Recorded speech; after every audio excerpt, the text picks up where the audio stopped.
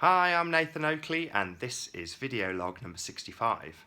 I wanted to do a video that explained in very simplistic terms why the lack of stellar parallax, and indeed what stellar parallax is, proves that we are not on a spinning globe. Now, for this example, we're going to ignore the fact that the heliocentric or globe model belief has us traversing a black hole we have no proof of at 500,000 miles an hour, and instead just focus on us spinning at 1,000 miles an hour on our axis. Now, if you have things like this, whatever it is, this building whipping in and out of shot in a matter of a split second, you can imagine that as being a very close star.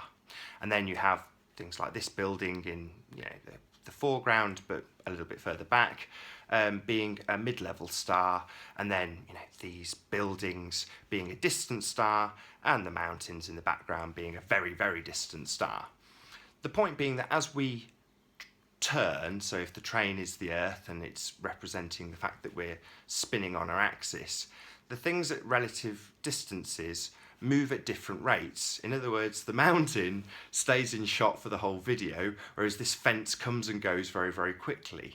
Whereas if we pause the video, we get a shot that's far more akin to what we see in reality. So this is obviously very, very close. Okay, if I can make it so we can see some of the stuff in the background. Regardless of my change, everything moves at the same relative speed. So the background, the foreground, it all moves at the same rate as I move the camera. Whereas when we start the video playing again, we'll see that everything moves at different rates. So bearing that in mind, we can't have things like Orion stay in exactly the same shape as the Earth spins. It would all change its shape and change its position as we spin due to the fact that all of the stars in that, or any constellation, are at differing distances.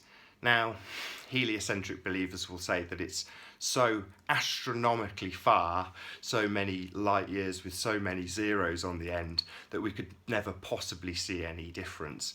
But this is ludicrous. We should see stellar parallax, we just don't.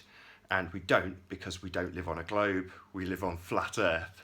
I've been Nathan Oakley, I'll see you in the next video.